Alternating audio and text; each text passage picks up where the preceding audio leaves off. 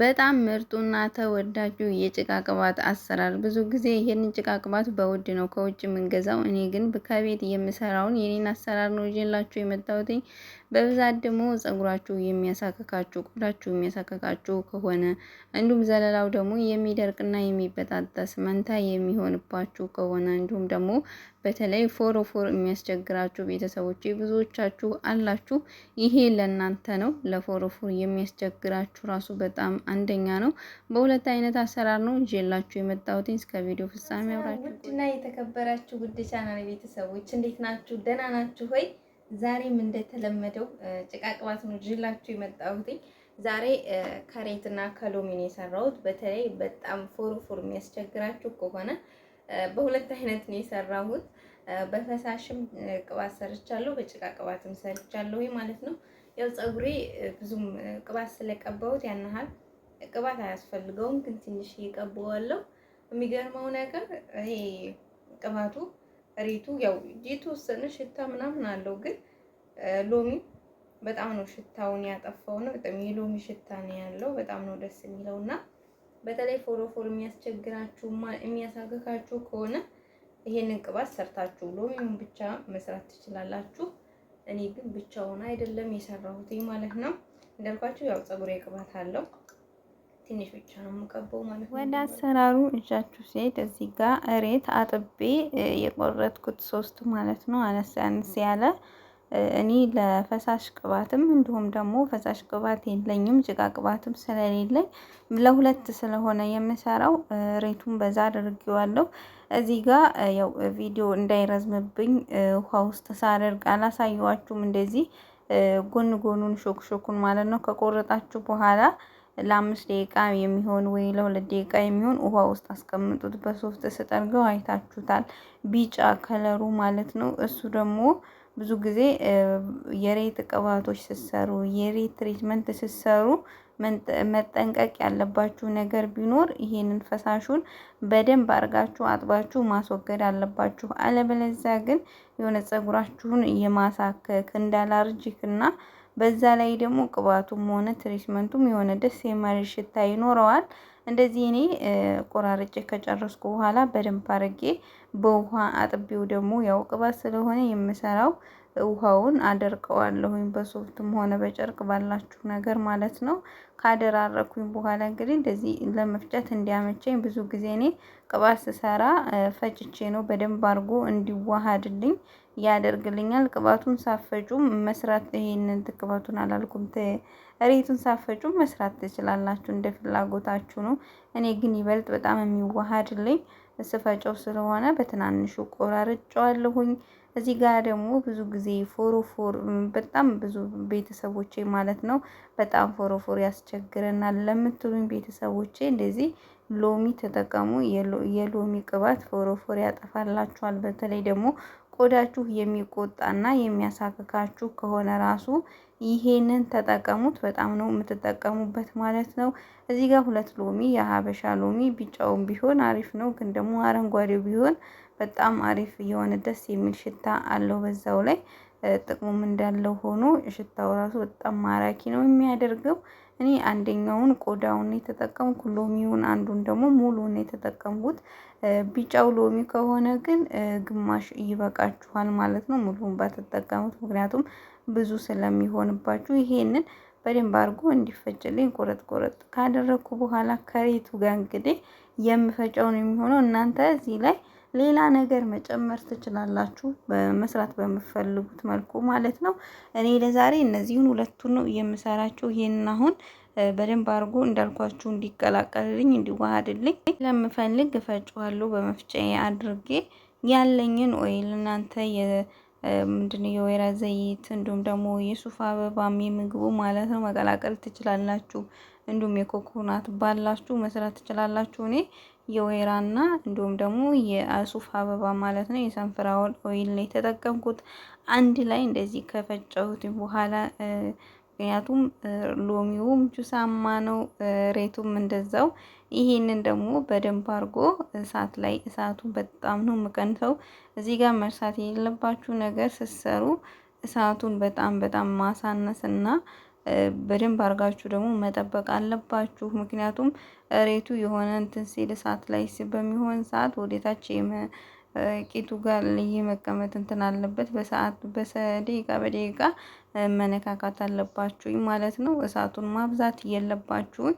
እንደምታዩት እሳቱ በጣም ትንሽዬ እየተነጠረ ነው የሚባለው፣ ልክ እንደ ቅቤ አንጣሪ፣ ልክ እንደዛ። በዚህ መልኩ እንግዲህ ወጥቶልኛል። እንደምታዩት ቅባቱም ከሬቱም እየተለየ ነው ማለት ነው።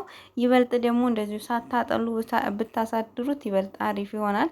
እኔ ግን ቅባት ስላልነበረኝ መቀባት ስለፈለኩ አላሳድርኩትም። እናንተ ግን አሳድራችሁ ብታጠሉት ብትጠቀሙት ይበልጥ በደንብ አድርጎ ጥቅሙን የሬቱንም ሆነ የሎሚውን በደንብ ታገኛላችሁ ማለት ነው።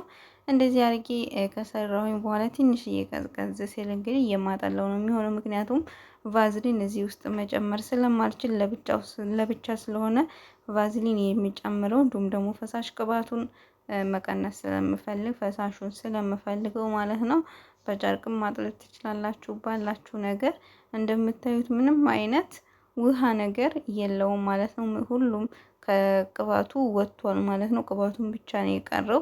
ይህን የመሰለ በጣም ምርጥና በውድ ዋጋ ከሚገዛ ይልቅ እንደዚህ ንጹህ በቤታችሁ ማዘጋጀት ትችላላችሁ ማለት ነው።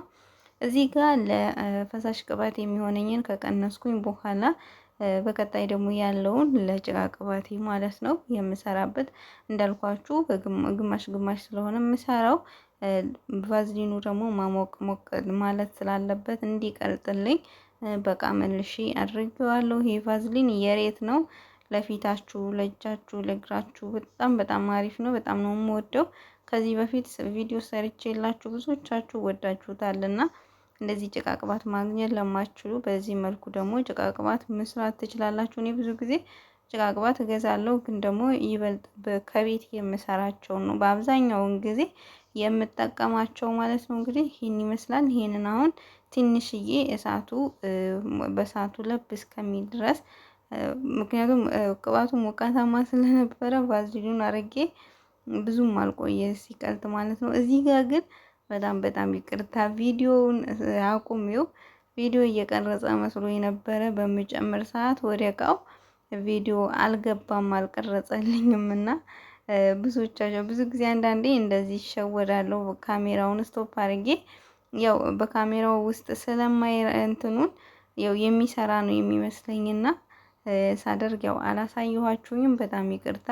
እዚህ ጋር ሁለተኛ ጭቃ ቅባት ያችኛዋ ስለሞላችብኝ በዚህኛዋ ደግሞ አድርጊያታለሁ። ምንም አይነት ያው ቅድም ሳጥልየው ስለነበረ ምንም አይነት እንትን የለውም ማለት ነው። ይሄን ይመስላል።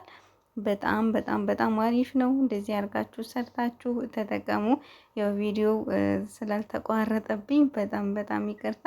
እንደዚህ አድርጋችሁ በተለይ ፎሮፎር የሚያስቸግራችሁ የሚያሰክካችሁ ይሄንን ቅባት ሰርታችሁ ተጠቀሙ። በጣም በጣም ነው የምትወዱት። እኔ ሁሌም ተስማምቶኝ የምጠቀመው ቅባት ነው። እስከ ቪዲዮ ፍጻሜ ድረስ አብራችሁኝ ቆዩ። ይሄን ይመስላል ፈሳሽ ቅባቴ ማለት ነው። ይሄንን ቅባት ጸጉራችሁን ንጹህ አድርጋችሁ መጠቀም ትችላላችሁ። ጸጉራችሁን ልትታጠቡ ስትሉም ከትሪትመንት ጋር ቀላቅላችሁም ከሌላ ከንጹህ ቅባት ጋርም ቀላቅላችሁ መጠቀም ትችላላችሁ በማንኛውም ሰዓት ማለት ነው። ይሄኛው ፈሳሽ ቅባት ማግኘት ለማትችሉ ቤተሰቦቼ ማለት ነው። ያው እኔ ቶሎ የምታዩት ዛሬ ነው የሰራሁት ቅባቱን ማለት ነው። ብዙም ፍሪጅ ራሱ ቀዝቃዛ ቦታ ዝም ብዬ ነው ያደረኩት። እንዴት እንደሚያምር ማለት ነው። በዛ ላይ ደግሞ እጃችሁ ላይ ሲደርስ ነው ቅልጥ የሚለውና በጣም አሪፍ ነው። እንደዚህ ሰርታችሁ በተለይ ጭቃ ቅባት ማግኘት ለማትችሉ ተጠቀሙት ማለት ነው። ይሄንን ጸጉራችሁን ታጥባችሁ ራሱ ንጹህ አድርጋችሁት መጠቀም ትችላላችሁ። እኔ ጸጉሬን አለስልሽው ስለነበረ ቅባትም አለው ፈሳሽ ቅባትም ቀብቼው ነበር ትናንትና። ቅባት አለው ያን ያህል ቅባት አልቀባሁትኝም። ዘለላውን በደንብ አድርጋችሁ ይሄንን ጭቃ ቅባቱን ቀቡት ማለት ነው። እንደምታዩት ርዝመቱ ቆጥጬው ነበረ ጸጉሬ በጣም ነው የረዘመልኝ። እንደዚህ አድርጋችሁ ተጠቀሙ። በጣም አሪፍ ነው።